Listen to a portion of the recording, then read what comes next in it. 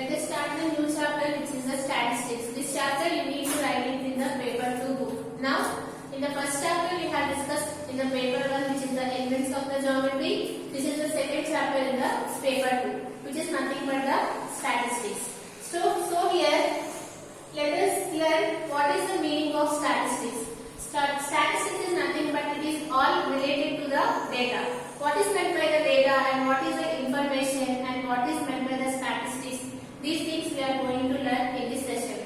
Statistics is nothing but it is a branch of the mathematics. It is one kind of the branch. It is a branch of the mathematics. You have already read so many branches in mathematics, which is the algebra. You have learned that one, and after that you have learned here geometry. This is also a branch of geometry, and after that you have learned the trigonometry. Everything. These are the different kinds of the branches in the mathematics. And statistics is also a branch of the mathematics. And what is the meaning of statistics? Statistics is nothing but it is a science of the collection. So here, what you can conclude here, what is the meaning of statistics? It is a science of collection, presentation,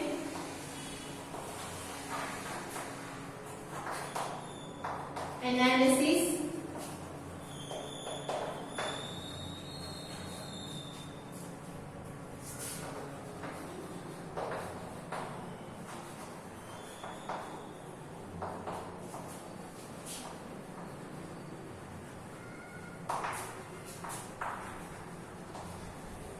so what is the meaning of statistics? It is a branch of mathematics and it includes the collection, presentation, analysis and interpretation of the numerical data. That means if you have given any data, first suppose if you have asked any question, first what we need to do, we need to collect the information from that question. After that, what we have to do, you need to present either in the tabular form, either in the ascending order or in the descending order. And after representing the data in the tabular form, you can analyze this.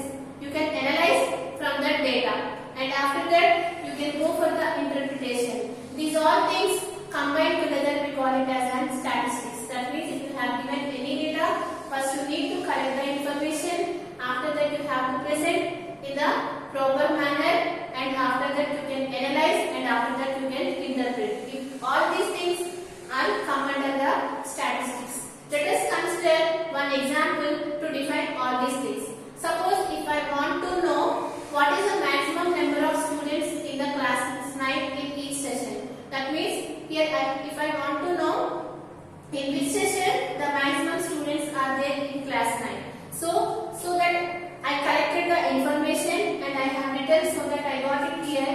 In section A there are 30 students, and in section B there are 25 students, and in section C there are 20 students, and in the section D there are 15 students. Let us suppose I got the information like this. Here you can observe that this is the collection of data. So what is my question? My question is nothing but, so what is the maximum? In which class?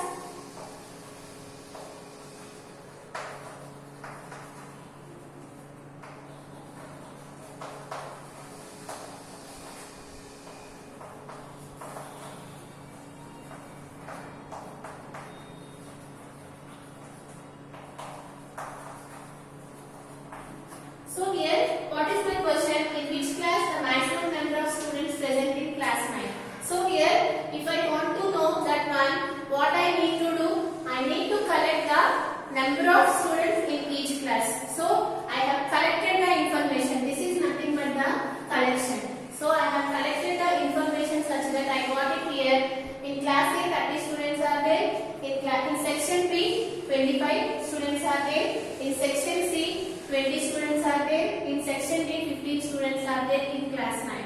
So here, again after that, after collecting the data, you can observe that while seeing this one, it is not in the proper manner or it is not looking in the good way. So here, what I have done here, I have represented this one in a tabular form. So that is the meaning of the representation. Presentation is nothing but while collecting the data, you need to present that one in a tabular form. So let us write in a tabular form this one. So while writing this one in a tabular form,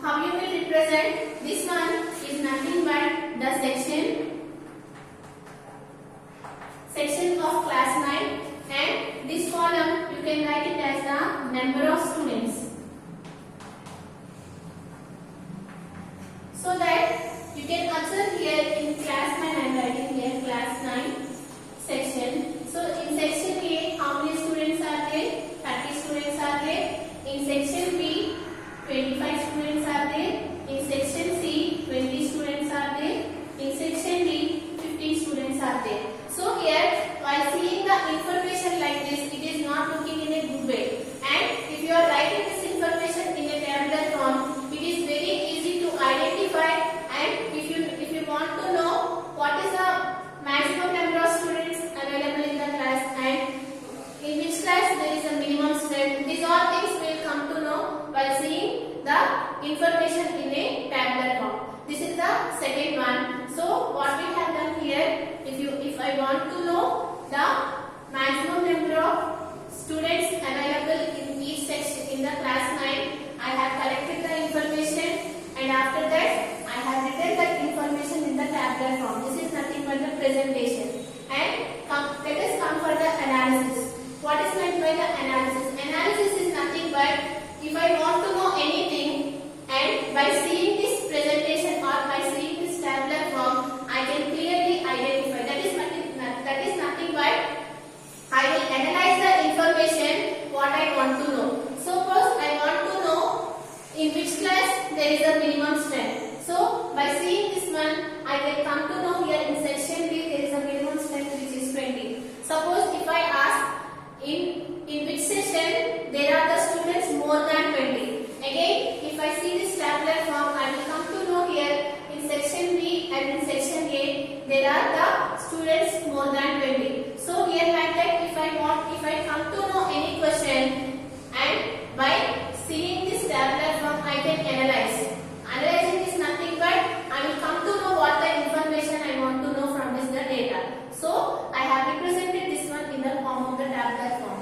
And after that, let us go for the interpretation. What is the meaning of interpretation? Interpretation is nothing but, so what is the question I want to know here? I want to know the maximum number of students available in class 9. In which section the maximum students are available in class 9? That is the question, right? So for that question, what I have done here, I have collected the information and I have presented that information in a tabular form. And after that, I have analyzed in which section there is a minimum strength and in which section there is a maximum strength. All this I have analyzed. And after that, now I come to the conclusion, right? So here conclusion. What is the conclusion? I got it here. At last, I conclude that the maximum number of students are available in the section here. That is nothing but the interpretation. Interpretation is nothing but you will come to the conclusion. If you have given any question or if you have given any data, from that data what we want to know, how we can come to know? First you need to collect, after that you need to present and after that you need to analyze so that you will get the answer what you want to know. That is nothing but the interpretation. All these things combined together we call it as a statistics. So what is the meaning of statistics? Statistics is nothing but it is a branch of mathematics and it includes the collection, presentation, analysis and the interpretation of the data. Numerical data, that one we call it as a statistics. Now see the next one. So here, what is the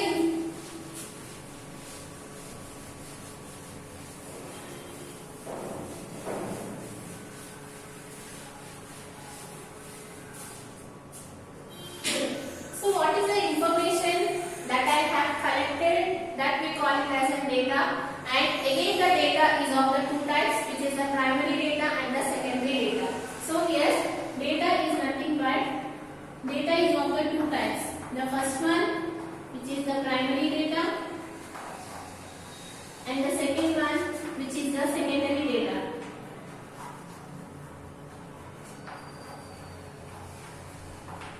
Okay, there is a little difference between the primary data and the secondary data. What is meant by the primary data is nothing but the data that is collected by the invigilator. That means which person want to interpret the data, that person will collect that type of data, we call it as a primary data. And what is the meaning of secondary data? If the data is collected from the other source, that type of data we call it as a secondary data. Let us take the example so that you will clearly understood what is the meaning of the primary data and what is the meaning of the secondary data.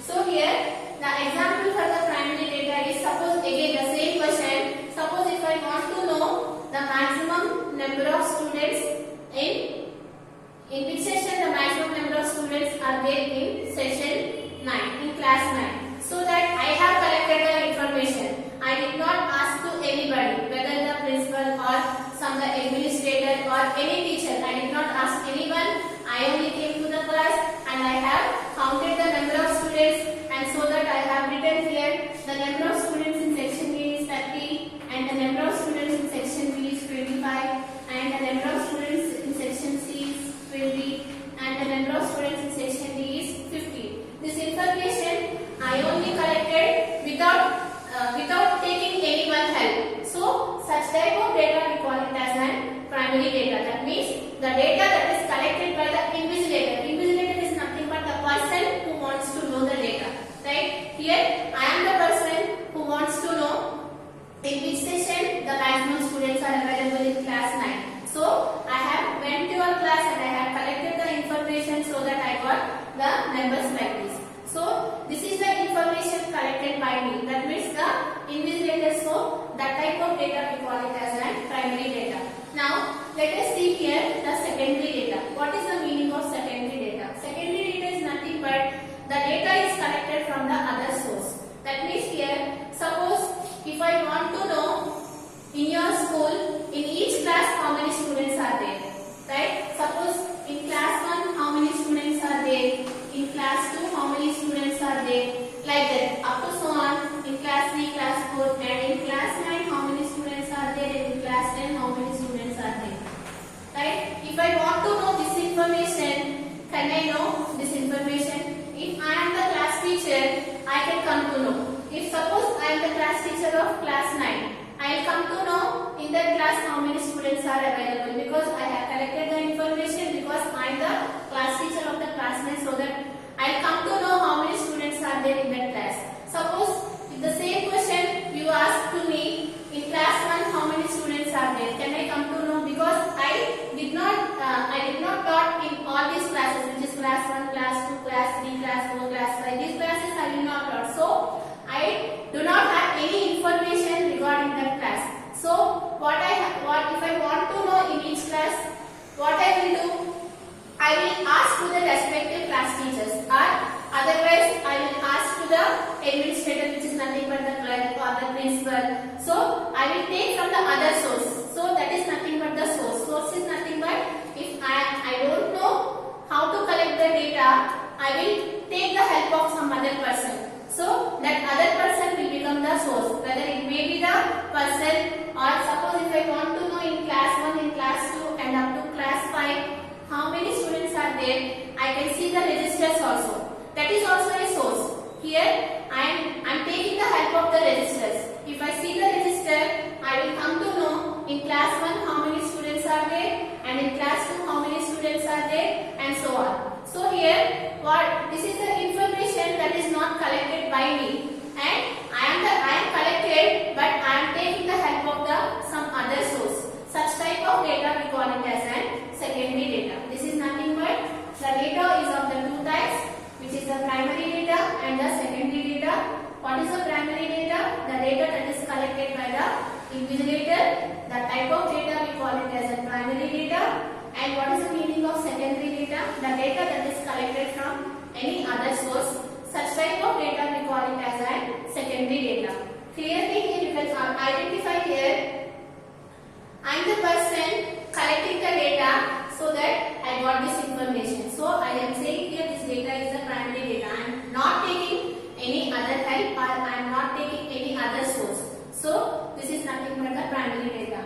And here, if I want to know in each class, in your school, in each class, what is the maximum strength? If I want to know, I don't know, because for that reason I have collected the information from other source, whether it may be their respective class teachers, or it may be the principal, or it may be the clerk, or it may be the registers. So from that source I have collected the information such that in class 1 40 students are there, in class 2 30 35 students are there in class 9. In section A, 30 students are there. In class 10, 40 students are there. This information I will come to know by taking the other step or the other source. Such type of data we call it as a primary data. This is nothing but the data. Now let us go for the next one.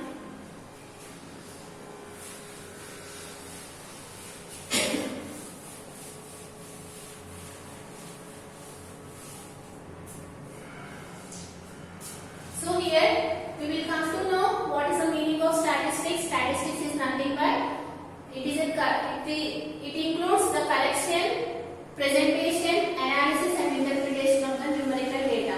And what is the data? Data is nothing but collecting the information. What is the information we want to know? If I collect the information, that we call it as a data.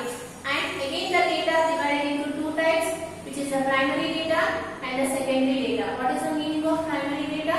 The data that is collected by the invigilator. Such type of data we call it as a primary data. And the data that is collected from the other source, whether it may be the person or it may be some registers or like that, such type of data we call it as a secondary data. Now here you will come. Now we are going to learn what is the meaning of ungrouped frequency distribution table and what is the meaning of grouped frequency distribution table. Before that, you need to know how to present the data. So suppose there are 10 members are there in class 9. The number of students in class 9, I am taking here the smallest number. Suppose 10 members are written the maths exam. In that the maximum marks for that exam is 50 marks. Suppose I got the information like this. So total 10 students are there. So 10 students are written the maths exam for 50 marks. So I am writing the marks what those 10 persons got. So here 48, let us suppose one person got 48, 50, 40, again 48, 40, 46, 30, 1, 2, 3, 4, 5, 6, 7, 20, again 48 and 50. So here you can observe that total 10 students are there. 1, 2, 3, 4, 5, 6, 7, 8, 9, 10. Total 10 students are there. 10 students are written the maths exam for 50 marks. They got the marks like this. So here this is the representation. This one we call it as a raw data. What we call such type of data? We call it as a raw data. That means here the data is not represented either in the form of the tabular form. Just I have represented like this. So by seeing this information, it will not look like in the